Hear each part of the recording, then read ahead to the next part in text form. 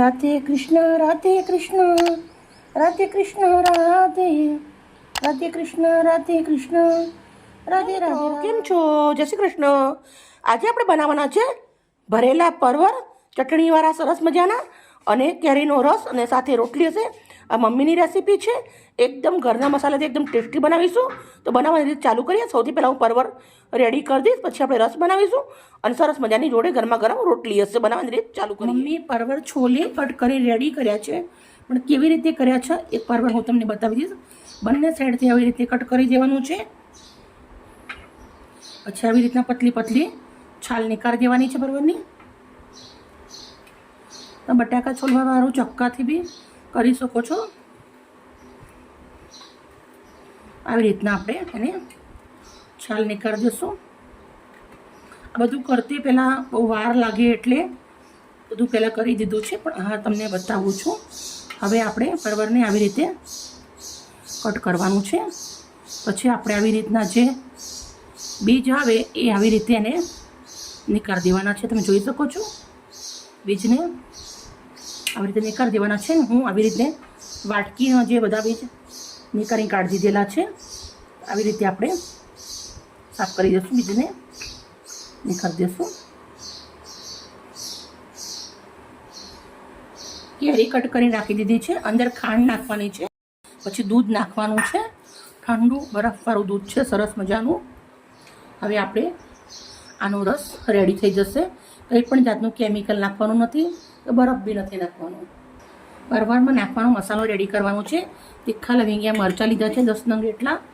પછી આપણે 2 ગાંઠ મોટું લસણ આવે એ ફૂલીને લીધું છે. પછી જે આપણા બીજ નીકાળ્યા છે પરવામાંથી એ નાખી દેવાના છે. 2 ચમચી આપણે ઝીણી સેવ નાખવાની છે. પછી આપણે નાખવાના છે લીલા દાણા ભરપૂર લીધા છે. 2 ચમચી મરચું લીધું છે કાશ્મીરી. પછી આપણે 1 ચમચી હળદર અને 1 ચમચી મીઠું લીધું છે. હવે આપણે આનો એક મસાલો રેડી કરી દેવાનો છે. મિત્રો તમે જોઈ શકો છો આપણો રસ મસ્ત રેડી થઈ ગયો છે, અને આપણે જે મસાલો બનાવ્યો છે પરવામાં ભરવાનો એ પણ રેડી થઈ ગયો છે. ડીશમાં કરી દઈશું. હવે આપણે એક એક પરવર લેવાનું છે, અને જે મસાલો બનાવ્યો છે ચટણી એ આવી રીતે અંદર ભરી દેવાની છે, થોડી થોડી.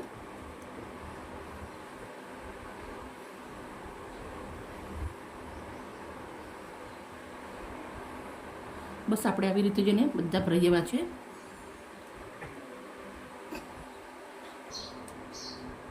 બધા જ આપણે પરવર આવી રીતે ભરી અને રેડી કરી દીધા છે.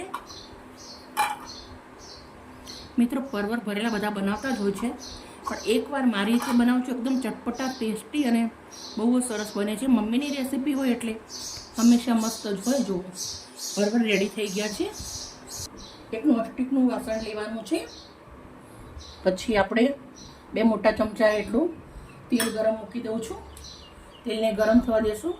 થોડા રાઈના દાણા, થોડું જીરું, થોડી હિંગ. હવે જે આપણા પરવર છે એ પરવર આપણે એક એક મૂકી દેવાના છે આના અંદર. આવી રીતના પોરું વાસણ કંઈ પણ લેવાનું. મેં નોનસ્ટિકનું છે એ લીધું છે. તમારી જોડે તવો બહુ હોય તો તમે લઈ શકો છો. બધા જ પરવર આપણે આવી રીતે અંદર તેલમાં મૂકી દેવાના છે. મિત્રો તમે જોઈ શકો બધા જ પરવર મૂકી દીધા છે. ગેસનો તાપ એકદમ ધીમો કરી દીધો છે, અને 5 મિનિટ સુધી આપણે આવી રીતે થાળી ઢાંકી દેવાની છે ઉપર. ધીમા તાપે થવા દેશું. 5 મિનિટ થઈ ગયા છે, આપણે ચેક કરી લેશું. તેલ આપણે થોડું વધારે મૂક્યું હતું એટલે સરસ મજાના આપણા પરવર ચડી અને રેડી થઈ ગયા છે. બહુ જ મસ્ત મજાનું. આપણે આવી રીતના ખુલ્લું રાખીને 2 થી 3 મિનિટ સુધી ચડવા દેશું. મસ્ત પરવર તો ચડી અને રેડી થઈ ગયા છે. તમે જોઈ શકો છો એકદમ મસ્ત રૂ જેવા થઈ ગયા છે. 2 મિનિટ આપણે આવી રીતે ખુલ્લું રાખી અને એને ચડવા દઈશું. સરસ એકદમ તેલ મસાલાથી ભરપૂર પરવરનું શાક આપણે ભરેલા પરવરનું રેડી થઈ ગયું છે. મસ્ત મજાની હવે ગરમા ગરમ રોટલી ઉતારવાની છે, પણ 2 મિનિટ સુધી પરવરને આવી રીતે ચડવા દઈશું. શાક આપણું રેડી થઈ ગયું છે. સાઈડમાં મૂકી દઈશું. મેં ઘઉંના લોટની રોટલી વણી લીધી છે, તવો મૂકી દીધો છે. રોટલી આપણી સરસ મજાની શેકી લેવાની છે. રોટલી વણી લીધી છે, રોટલી સરસ શેકી લેવાની છે.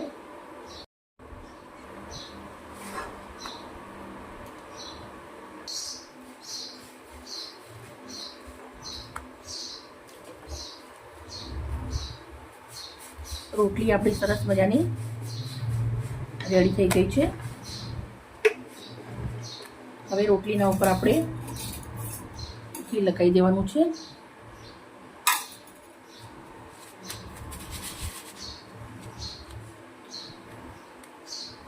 રેડી.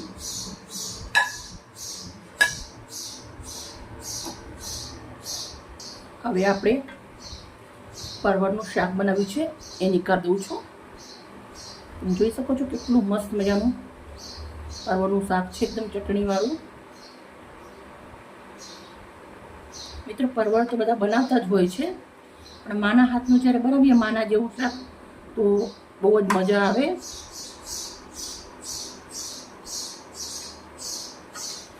પરવળ તમે જોઈ શકો છો બહુ જ મસ્ત મજાના રૂ જેવા ચડી અને રેડી થઈ ગયેલા છે. શાક આપણે ઘણું બધું બનાવ્યું છે, પણ સજાવવા માટે આપણે આટલું લઈ જશું.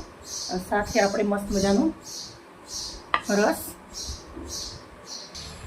મિત્રો, આપણે કંઈ પણ જાતનું સજાવવાનું નથી, એકદમ સિમ્પલ અને ટેસ્ટી જમવાનું બની રેડી થઈ ગયું છે. મિત્રો પ્લીઝ મને એક લાઈક કરજો. Okay, bye bye. કાલે મળીશ નવી રેસીપી સાથે.